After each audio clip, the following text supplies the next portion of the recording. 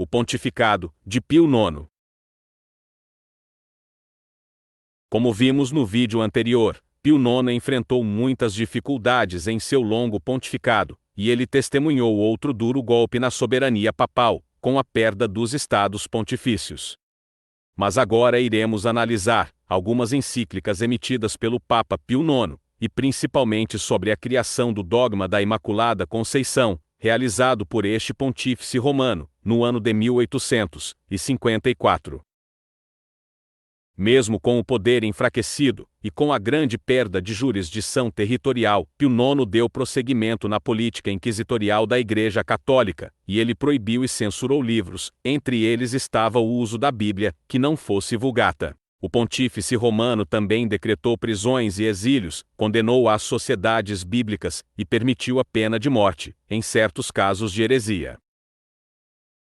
Logo que assumiu o trono papal, em 1848, Pio IX reverteu as políticas antijudaicas de seus antecessores, mas em 1850, ele voltou atrás em sua decisão, e restabeleceu as leis contra os judeus. O pontífice romano chegou a dizer as seguintes palavras: os judeus tinham sido crianças, na casa de Deus.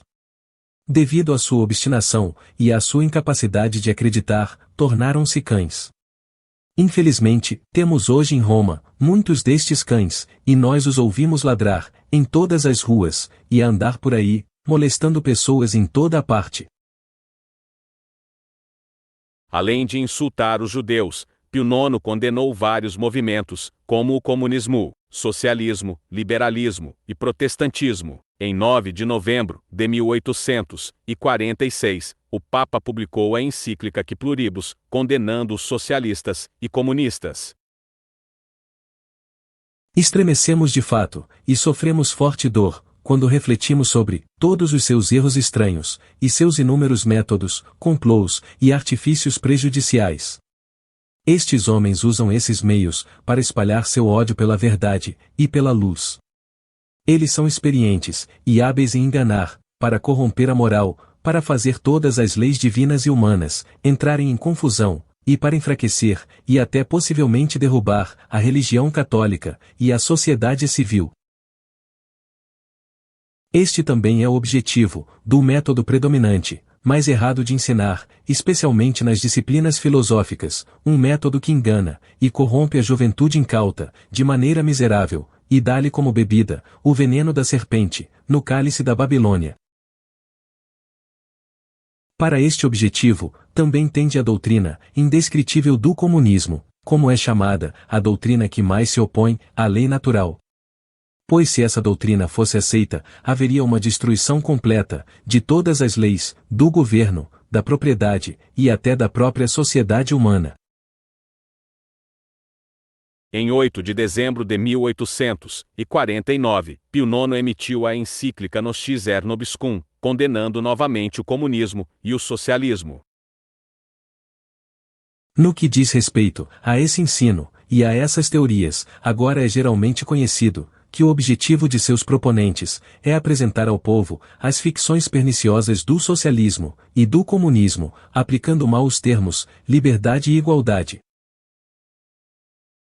O objetivo final, compartilhado por esses ensinamentos, seja do comunismo ou do socialismo, mesmo que abordado de forma diferente, é incitar distúrbios contínuos entre os trabalhadores e outros, especialmente os de classe baixa, os quais têm sido enganados por suas mentiras e iludidos pela promessa de uma condição melhor. Eles estão preparando-os para saquear, roubar e usurpar primeiro a igreja, e depois a propriedade de todos. Depois disso, profanarão toda a lei, humana e divina, para destruir a adoração divina, e subverter toda a ordenação das sociedades civis. Os homens que proclamaram precipitadamente o socialismo e o comunismo encontram muitos dispostos a ouvi-los, quando eles afirmam falsamente que, em outros casos semelhantes, a propriedade dos outros pode ser tomada e dividida, ou de alguma outra forma, voltada para o uso de todos. Nesta mesma encíclica, Pio IX falou a respeito da autoridade papal, afirmando que o pontífice romano é o soberano aqui na terra, de maneira que ninguém é semelhante a ele em autoridade, santidade e poder. Que os fiéis se lembrem do fato de que Pedro, príncipe dos apóstolos, está vivo aqui, e governa através de seus sucessores, e que em seu cargo não há falhas, mesmo se for um herdeiro indigno. Consequentemente, o sucessor de Pedro, o pontífice romano, detém uma primazia sobre o mundo inteiro, e é o verdadeiro vigário de Cristo, chefe de toda a Igreja, e pai e professor de todos os cristãos. De fato, uma maneira simples de manter os homens professando a verdade católica é manter sua comunhão e obediência ao pontífice romano. Pois é impossível, para um homem rejeitar qualquer parte da fé católica, sem abandonar a autoridade da Igreja Romana.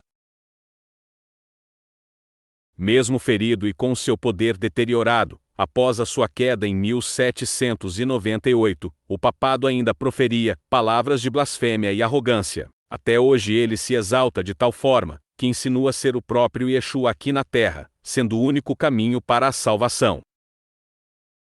Ainda na encíclica Nostis er Nobiscum, Pio IX condenou livros e traduções bíblicas, não autorizadas pela Igreja Católica.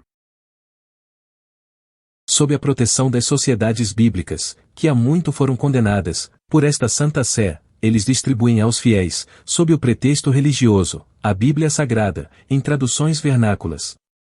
Uma vez que isso infringe as regras da Igreja, eles são consequentemente subvertidos e ousadamente distorcidos, para produzir um significado vil, em oposição ao significado que a Santa Igreja Mãe manteve e tem mantido. Foi apenas a Igreja que Cristo instituiu para guardar e depositar a fé, e decidir o verdadeiro significado e interpretações dos pronunciamentos divinos. Aqui o Papa fala que a Igreja Católica Romana foi instituída por Yeshua, e é a única e verdadeira religião a ser seguida, pois ela possui a autoridade de interpretar e revelar os textos bíblicos, sem que haja erros. Assim como muitos outros papas, Pio IX estava furioso com o protestantismo e as sociedades bíblicas, que mostravam a verdade às pessoas, e ainda distribuíam a palavra de Deus totalmente de graça. Entretanto, o papado estava de mãos atadas, e ele não poderia fazer muita coisa, além de condenar tais atos através de encíclicas, pois a sua influência e área de controle foram afligidas, e tornaram-se muito pequenas após 1798. O papado considerava os protestantes uma praga que deveria ser exterminada, pois eles faziam as pessoas se desviarem do catolicismo. Além disso, a Bíblia usada pelos protestantes incomodava muito os pontífices romanos, pois a Vulgata, a Bíblia católica, removeu a proibição de veneração de imagens e a guarda do sábado dos 10 mandamentos de Deus, algo que não foi alterado pelo protestantismo, que realizou traduções através das escrituras originais. A Bíblia usada pelos protestantes também não continha os 7 livros apócrifos da Vulgata, os quais defendiam a existência do purgatório, que esmolas retiram o pecado, que os anjos de Deus podem mentir, e até mesmo ensinamentos relacionados à feitiçaria. Tudo isso foi deixado de lado por grande parte dos protestantes, causando uma imensa fúria, tristeza e indignação nos papas, já que as esmolas referentes ao pecado e ao purgatório eram uma grande fonte de renda para a Igreja Católica, na Idade Média e Moderna. Observação: infelizmente, com o passar dos anos, o protestantismo ingressou no mesmo caminho da Igreja Católica, e muitas organizações evangélicas passaram a visar mais a prosperidade material do que a espiritual, e elas também deturparam as Escrituras, ao seguirem e defenderem dogmas da grande meretriz.